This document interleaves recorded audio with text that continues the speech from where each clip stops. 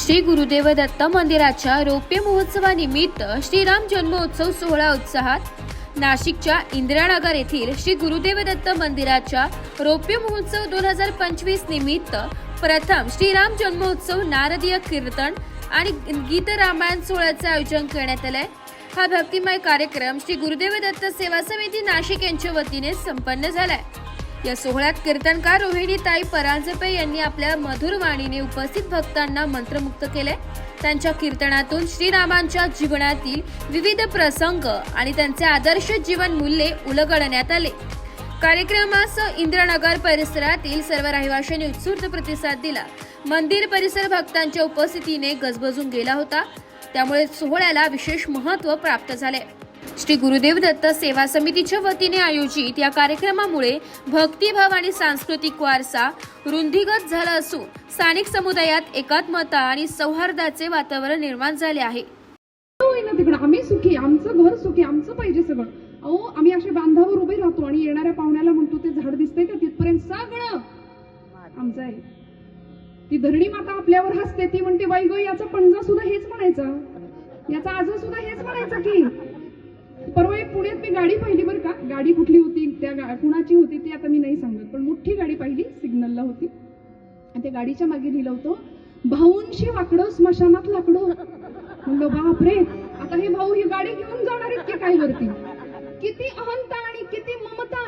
अहंता म्हणजे मी आणि ममता म्हणजे माझं, मी माझं करता करता हा जीव दुःखाला कारण ठरला आणि संसारामध्ये सुख मिळालं असं वाटलं, पण ते सुख नसून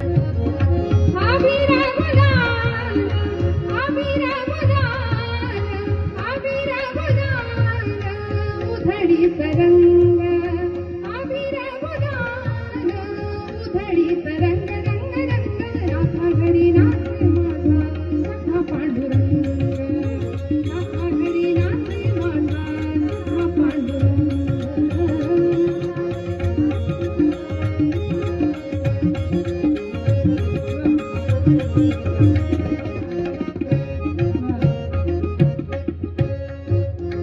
देव मागे नाचतोय। षडविकारांचे अनेक पट म्हणजे वस्त्र आहेत, ती वस्त्र उतरवली की ते जगाच्या माईने आम्हाला उचलून घेतलंच म्हणून समजा। ती जगाची आई उचलेलं उचलून विठू माझा लेकूर वाळा, संगे गोपाळांचा मेळा, निवृत्ती हा खांद्यावरी सोपानाचा, हात धरी घेतलं किंवा उचलून देवाने परमेश्वराने। मग काय झालं पाहिजे, देवा माझे मन लागो तुझे चरणी, अत्यंतिक सात्विक सांगड बांधारी, सांगड बांधारी, सांगड बांधारी, सांगड बांधारी, सांगड बांधारी, सांगड बांधारी, बांधारी बांधारी भक्तीची, बांधारी बांधारी भक्तीची,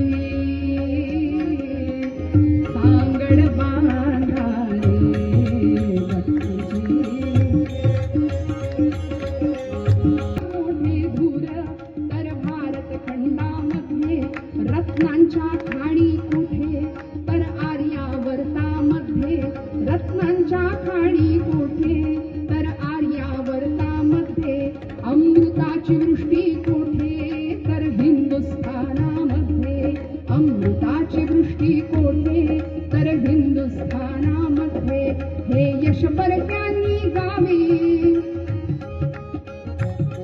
हे यश परक्यांनी गावे, अगदीच मोहून जावे, तारूवर भटकत यावे, पहाया ती श्रीमंती एक काळ ऐसा होता, पहाया ती श्रीमंती एक काळ ऐसा होता, पहाया। श्री गुरुदेव दत्तांकडून मी म्हणजे 10-11 महिने मला झाले, पण मी ज्या अडचणीतून जात होते त्या अडचणी माझ्या मी दत्त दर्शनाला आल्यापासून खूप सुरळीत माझे जे अडचणी आहेत त्या अगदी अलगद अशा साईडला होऊन मला चांगल्यापैकी मार्गदर्शन म्हणजे अनुभव मला चांगल्यापैकी आलेले आहेत दत्त महाराजांशी जोडल्यामुळे। आणि मला मंदिरात यावंसं, रोज संध्याकाळ झाली की मंदिरात आधी यावंसं वाटतं आणि दत्त महाराजांचं दर्शन यावंसं पहिले वाटतं।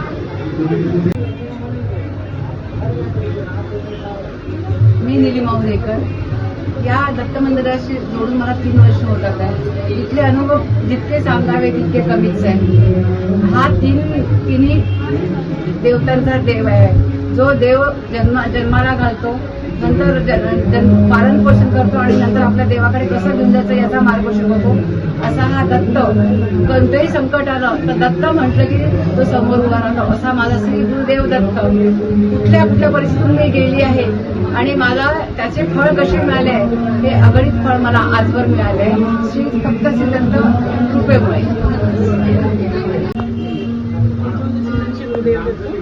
मी या मंदिरापासून गेल्या 1.5 वर्षापासून जोडलेली आहे आणि माझे अनुभव म्हणजे रोज एक विलक्षण अनुभव यायचा मला की नवीन नवीन घडामोडी व्हायच्या आयुष्यात आणि दत्त महाराजांनी सदैव साथ दिलेली आहे. या मंदिराचं म्हणजे मला एक आश्चर्य वाटतं की इथे कोणालाही म्हणजे प्रचिती आली नसेल असा एकही जण नाहीये. प्रत्येकाला नवनवीन प्रचिती आलेल्या आहेत. प्रत्येकाचे अनुभव विविध आहेत आणि त्यातही सांगायचं म्हणजे या मंदिरात स्वखुशीने आणि स्वइच्छेने लोक अन्नदान सगळं निधी देतात आणि खरंच आम्हीही हे आहोत. We are like lucky people to be associated with this temple. Thank you. Datta मंदिरात मी जवळजवळ 20 वर्षापासून येत आहे. इथे ज्यावेळेस इंदिरानगरमध्ये मी राहायला आले तेव्हापासून मला कळालं की इथे दत्ताचं मंदिर आहे. तेव्हापासून मी दत्त मंदिरात यायला लागले. दत्त मंदिरात जेव्हा मी यायला लागले तेव्हा मला दत्ताचे इतके अनुभव आले की मला संध्याकाळ झाली का तेव्हा मी दत्त मंदिरात जाईल आणि हरिपाठ दत्त बावणी या सगळ्या गोष्टी दत्तापुढे म्हणेल असं मला सारखं वाटायचं. मी दत्त मंदिर कधीच सोडलं नाही. रोज अगदी नित्यनेम आम्ही दत्त मंदिरात सगळ्या बाया एकत्र येऊन हरिपाठ म्हणणे दत्त बावणी म्हणे दत्ताची सेवा करायचो आणि आरती करून आम्ही घरी जायचो. एवढं दत्तचरणी माझी प्रार्थना आहे. ब्युरो रिपोर्ट नाशिक लोकशाही न्यूज नाशिक.